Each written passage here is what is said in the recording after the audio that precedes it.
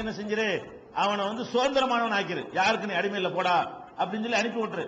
இதெல்லாம் இல்லாத நிலைக்கு நீ வந்தா 3 நோன்பு வை அப்படின்னு சொல்லும் பொழுது காலிக்கு கஃபாரத்து ஐமானிக்கும், இதுதான் உங்கள் சத்தியங்களுக்கு உரிய பரிகாரம் பிராயச்சித்தம் அப்படின்னு சொல்ற காட்சியை பார்க்கிறோம். அப்போ ஒரு இபாதத்துல அல்லாஹ் இப்ப எப்படி சமூக தொண்டுகளை வந்து வணக்கமாக்கி காட்டுறான். இந்த மாதிரி வணக்கம் எங்கேயும் நீங்க பார்க்க இயலாது.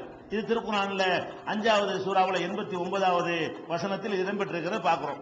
அதே மாதிரி வந்து நம்ம ஹஜ்ஜிக்கு போறோம்.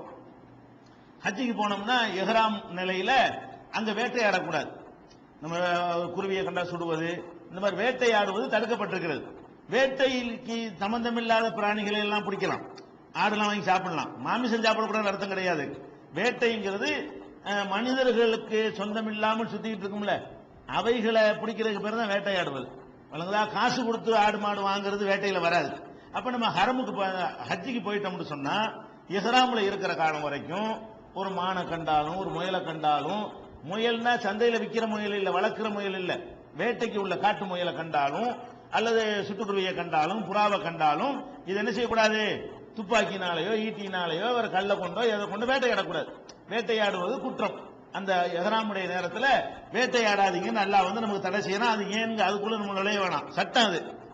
ஒரு மனுஷன் என்ன பண்ணிட்டான், தெரியாம என்ன பண்ணிட்டான், தெரியாமையே தெரிஞ்ச ஏதோ பழைய பழக்கத்துல செஞ்சுவான்ல, அவன் உள்ள செய்தான் பூந்து ஒரு கண்டான், ஒரு முயல் நிக்குது, அடுத்தான் ஒரு கல்ல, பழைய பழக்கத்துல யாபம் இல்லாம யாபம் வந்து போட்டு அடிச்சு விட்டா அது வந்து செத்து போச்சுன்னு வைங்களேன்.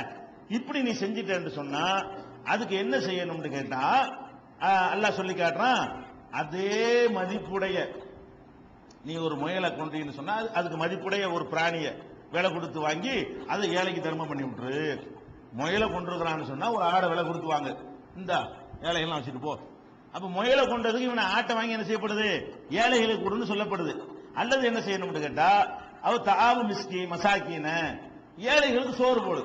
இந்த முயலுக்கு எவ்வளவு மதிப்பு, இந்த மதிப்புக்கு எத்தனை பேருக்கு சோறு போடணும், இந்த மானுக்கு எவ்வளவு மதிப்பு, இந்த மதிப்புடைய ரூபாய்க்கு எத்தனை பேருக்கு சோறு போடலாம் என்று அதை கணக்கிட்டு நீ எதை வேட்டையாடினாயோ அதை கணக்கிட்டு அதுக்கு ஏற்ற மதிப்புல வந்து ஏழைகளுக்கு நீ உணவு கொடுத்திருப்பா அப்படின்னு 5வது சூராவுல 95வது வசனத்தில் நல்லா சொல்லி காட்டுறான். அப்ப இந்த ஏழைக்கு வந்து உதவுதல் என்பதை எதுல கொண்டு சேர்க்கிறான், அல்லாஹ் ஒரு ஆர்டர் பண்ணிருக்கிறான்.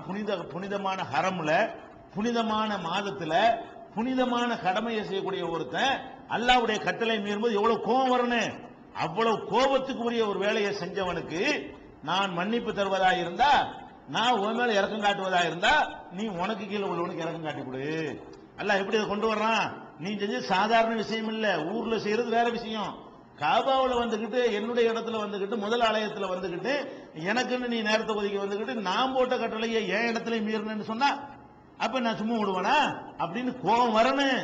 அல்லாஹ் என்ன பண்றான், அந்த கோபத்துக்கு அப்படியே மென்மையாக்கி உங்களுக்கு தர்றான். நீ கொஞ்சம் இறக்கப்படுப்பா, நான் உனக்கு இறக்கப்படுகிறேன், நீ ஏழைக்கு போட்டு சாப்பாடை கொடு, கணக்கு பண்ணி நான் பாத்துக்கிறேன். அப்ப இது வந்து 5வது சூராவுல 95வது வசனத்தில் இருக்கிறத பாக்குறோம். அப்ப கஃபாராக்கெல்லாம் எப்படி வருது, கஃபார் அந்த பிராயச்சித்தம்னு வரக்கூடிய எல்லாம் பாத்தீங்கன்னா சோறு கொடு, உடை கொடு, சாப்பாடு கொடு, அடிமை விடுதலை செய், இப்படித்தான் அதிகமா இருக்கிறத பாக்குறோம். அதே மாதிரி அன்றைய அரபிகள் என்ன செய்வாங்கன்னு கேட்டா, மனைவிகளோட ஏதாவது சண்டை வந்துருச்சுன்னு வைங்க, கணவன் மனைவிக்குள்ள சண்டை வந்துச்சுன்னு சொன்னா இஸ்லாம் இந்த தலாக்கு இந்த விவாகரத்து சட்டத்தெல்லாம் கொண்டு வந்த பிறகுதான் இந்த சட்டம் வருது. இதுக்கு முன்னாடி அவங்க என்ன பண்ணிட்டு இருப்பாங்க, அரபுல ஜாகிலியாக்கள் காலத்து அரபிகள் என்ன செய்வாங்கன்னு கேட்டா, மனைவியை பிடிக்கலன்னு வைங்க, இன்னையில இருந்து உன்னை வந்து எங்க அம்மா மாதிரி ஆக்கிட்டேன் அப்படின்னு. அம்மா ஆக்கிட்டா நம்ம குடும்பம் நடத்த முடியுமா? மனைவியை பார்த்து சும்மா அம்மா, அது தப்பு கிடையாது. எங்க அம்மா மாதிரியே எனக்கு பொறுமையா இருக்கிற, எங்க அம்மா மாதிரியே குணசாலியா இருக்கன்னு அதுல ஒண்ணு மேட்டர் கிடையாது. அது இல்ல, கோபத்துல என்ன சொல்றது, இன்னையில இருந்து உன்னை தாய் எடுத்து வச்சிடும் போ அப்படின்றாங்க. அப்படி சொல்லிட்டு சேர மாட்டாங்க, தாயின்டா சேர முடியாதுல்ல. கொண்டாட்டிட்ட கோபத்துல என்ன பண்ணிடுவாங்கன்னா அரபிகள் வந்து இதுக்கு பேர் லிஹார்னு பேரு, இந்த காலத்துல செஞ்சுக்கிட்டு இருந்தாங்க. அப்ப மனைவியோட கோபத்துல என்ன செய்வாங்கன்னா மனைவிய தாயின்னு நினைச்சிருவாங்க, சொல்லிடுவாங்க. சொல்லிட்டா காலாகாலத்துக்கு முடிஞ்சு வச்சுக்காத. அந்த காலத்துல ஐயாமுல் ஜாகிலியா அறியாமை காலத்துல என்ன சட்டம்னு கேட்டா, ஏதோ ஒரு கோபத்துல சொல்லிவிட்டான்னு வைங்க, ஜென்மத்துக்கும் சேரக்கூடாதுவாங்க. அம்மான்னு சொல்லிட்டீங்கள முடிஞ்சு போச்சு கதை, சொன்னா சொன்னதுதான். பொய் அம்மா பொண்டாட்டி இப்படி அம்மா ஆகுவா, அந்த வார்த்தை தான் தப்பே தவிர இவன் சொன்னதுனால பொண்டாட்டி அம்மா ஆயிடுவாள், அம்மா பொண்டாட்டி ஆயிடுவாளா? இவன் சொன்ன வார்த்தையினால ஒண்ணு ஆக போறது இல்ல. அந்த கிறுக்கனும் என்ன செய்யற விளங்காம அம்மான்னு சொல்லிட்டோம்ல, அம்மா தான் நீ அம்மா மாதிரியே இருந்துக்க, நீ போய் மனைவி மாதிரி நான் உன்னை வச்சுக்கிற மாட்டேன், உங்க அம்மா வீட்டுக்கு போயிரு நீ அப்படின்னு சொல்லி இந்த மாதிரி ஒரு வேலையை பண்ணிட்டு இருந்தாங்க. அப்ப அல்லாஹ் என்ன பண்றான்னு கேட்டா, தவறா தானே சொல்லிவிட்ட, உன் அம்மா இல்ல தானே, அவ கொண்டாட்டி தானே, நீ அம்மான்னு சொன்ன தப்பு தானே, திருந்துடா, வேற ஒண்ணு வேணாம், திருந்துறதுக்கு நீ என்ன பண்ணுன்னா ஒரு அடிமைய விடுதலை செஞ்சுட்டு திருந்திக்க. அல்லாஹ் தெரியாம சொல்லிவிட்டேன், இந்தா அதுக்கு பதிலாக நான் வார்த்தை யூஸ் பண்ணதுக்காக வேண்டி இந்த அடிமையை நான் விடுதலை செஞ்சுட்டேன், அல்லது 2 மாசத்துக்கு தொடர்ச்சியா நோன்பு வைக்கிறேன், அல்ல ஒரு 60 ஏழைக்கு நான் உணவு போடுறேன், இந்த 3ல 1, அடிமையை விடுதலை செய்யி, இல்லைன்னா 60 நோன்பு வை, அல்லது 60 ஏழைக்கு உணவு விடு. பெரிய பாரதூரமான வார்த்தையை சொல்லி இருக்கிற. அதாவது மனைவி இடத்துல வைக்காம பெத்த தாயுடைய இடத்துல வச்சு அவளையும் வேதனைப்படுத்தி நீ பெரிய கஷ்டப்படுத்தி இருக்கிற. இந்த மாதிரி அல்லாஹ் ஆக்காத ஒரு உறவை நீ ஆக்கி இருக்கிற.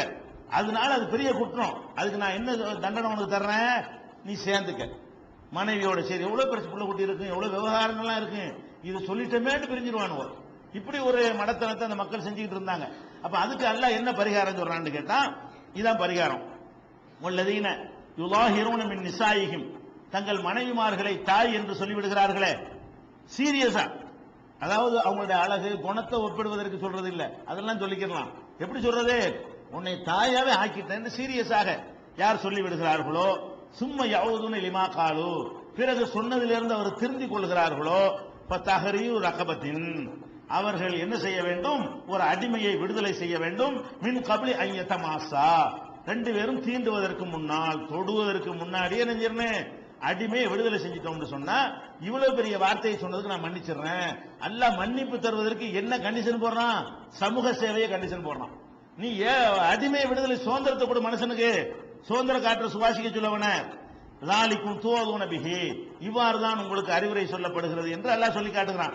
எல்லாருக்கும் அடிமையை வாங்க முடியுமா, முடியாது. மல்லம் எஜித், யாருக்கு அடிமையை வாங்கி விடுதலை செய்ய முடியவில்லையோ, சியாமு ஷஹரைனி முத்ததாபியைனி, 2 மாதங்கள் தொடர்ச்சியாக ஒரு நோன்பு வைத்து விட்டு, இன்னுமே அப்பதான் நான் சொல்ல மாட்டேன் எதுக்கெல்லாம் அப்படி பண்றான்னு கேட்டா, சும்மா எதுக்கு எடுத்தாலும் நீ அம்மா ஆயிட்டேன்னு சொல்லிட்டு விளையாட்டு மாதிரி ஆயிடக்கூடாது. இந்த வார்த்தை இன்னுமே இந்த பெண்களை புண்படுத்தக்கூடிய, பெண்களை இழிவுபடுத்தக்கூடிய இந்த மாதிரி வார்த்தை வாயில வரக்கூடாதுக்காக வேண்டி கொஞ்சம் பாரதூரமான பரிகாரத்தை எல்லாம் சொல்றான். 2 மாசம் வை நோன்பு, விளையாடுறியா, மனைவின்னு பார்க்காம அம்மான்னு சொல்லுவியா நீ அப்படின்னு சொல்லி எல்லாம் கோபப்பட்டு என்ன செய்யறான், 2 மாசம் தொடர்ச்சியா நோன்பு வை. அதுவும் முடியலை என்று சொன்னால், இப்ப மல்லம் எஸ்தத்து, யாருக்கு இதுவும் முடியவில்லையோ, இத்ஆமு சித்தீன மிஸ்கீனா, 60 ஏழைகளுக்கு நீ சோத்த போடு. அப்ப 60 ஏழைக்கு நீ சோத்த போட்ட பிறகுதான் நீ மனைவிட்ட போய் சேர முடியும். அவங்க சேரவே கூடாதுன்னு வச்சிருந்தாங்க. ஐயாமுல் ஜாகிலியா காலத்தில் என்ன பண்ணிட்டாங்கன்னா, இந்த மாதிரி சொல்லிவிட்டால் முடிந்தது, உறவே முடிந்து விட்டது, கணவன் மனைவியா இனிமே இருக்கவே முடியாது, தாய் நிலையில ஒரு வந்து விடுவாள் என்று சொல்லி அதுக்கு பிறகு நிறைய சட்டச்சிக்கல்லாம் வரும். அவ தாய் என்று சொன்னா அவ பெத்த பிள்ளை யாரப்போ, அது பல குழப்பம். இவன் பிள்ளைங்கிறதா அல்ல தம்பிங்கிறதா, அவன் தாயின்னு பொண்டாட்டிய தாயின்னு சொல்லிட்டான்னா, பொண்டாட்டி பெத்த பிள்ளை யாரு, தாயுடைய பிள்ளை யாரு, தம்பி தானே. அப்ப மகனையே தம்பின்னு சொன்ன மாதிரிலாம் அவர் பெரிய சட்ட சிக்கல். இந்த கிறுக்கு பேரோடு கலங்காம என்ன செய்வாங்க, தாய் தான். அந்த மாதிரிலாம் வரக்கூடாது, பெரிய பாரதூரமான விளைவுலாம் வந்துடும். அதுக்கெல்லாம் என்ன பண்றான், சாப்பாட்டை கூட 60 பேருக்கு முடிஞ்சு கதை இல்ல, அடிமை விடுதலை செய்ய. இது எங்க இருக்கு, 58வது சூறாவுல 3வது 4வது வசனத்தில் இது இருக்கிறத பாக்குறோம். இதே மாதிரி நிறைய ஒரு மனிதன் மனைவியிட்ட நோன்பு வைத்துக் கொண்டு ஒருத்தர் நோன்பு முடிச்சுட்டார், நம்ம பார்த்தோம் ஏற்கனவே உங்களுக்கு சொல்லியிருக்கோம்ல. நோன்பு மனைவிட்ட பகல் காலங்கள்ல தாம்பத்தியம் ஈடுபட்டார், ரசூலுல்லாஹ் முறையிடுறார். என்ன பண்றாங்க, 60 ஏழைக்கு சோறு கொடுக்க இயலுமா கேட்கறாங்கல்ல, அவர் முடியாதுங்கிறார். கடைசியில் அவருக்கு வேற சட்டம் கொடுத்தாங்க, அது வேற விஷயம். ஆனால் அதுக்கு எதை கொண்டு வந்து ஜாயிண்ட் பண்றாங்க, ஏழைக்கு உணவு கொடுக்குற ஜாயிண்ட் பண்றாங்க. இந்த ஹதீஸை நீங்க எடுத்து பாத்தீங்கன்னா, புகாரில 1935, 1936, 1937, 2600, 5368, 6087 போய்கிட்டே இருக்கு. இவ்வளவு போதும், அவ்வளவு இடங்கள்ல புகாரில் இந்த ஹதீஸ் இடம்பெற்றிருக்கிறது பாக்குறோம்.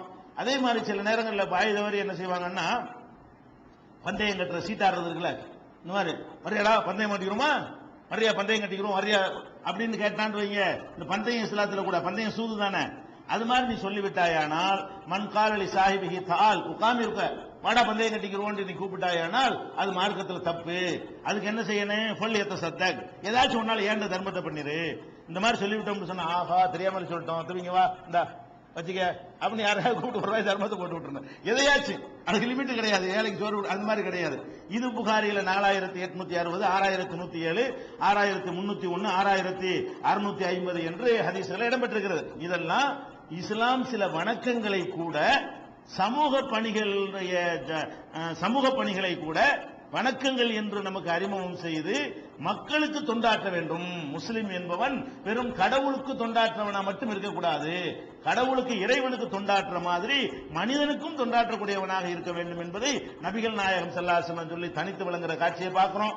இந்த மாதிரி வணக்கங்கள் இல்லாம இஸ்லாத்தினுடைய வணக்க வழிபாடுகள் பொதுவா இருக்குல்ல, தொழுகை, நோன்பு, ஹஜ்ஜி, இதுகள் எல்லாம் மற்ற வணக்கங்களோட கம்பேர் பண்ணா எப்படி தனித்து விளங்குகிறது, அதையும் நம்ம பார்க்க வேண்டியது. காசு சம்பந்தப்பட்ட வணக்கம் பொதுவாக அந்த வணக்கத்தை அப்படி எடுத்து நீங்க ஆய்வு பண்ணீங்கன்னா என்ன மாதிரி இது கண்டிப்பா இது மனுஷன் உண்டாக்கி இருக்க முடியாது என்கிற அளவுக்கு பொதுவான வணக்கங்கள்லையும் இஸ்லாம் தனித்து விளங்குறது. இன்ஷா அல்லாஹ்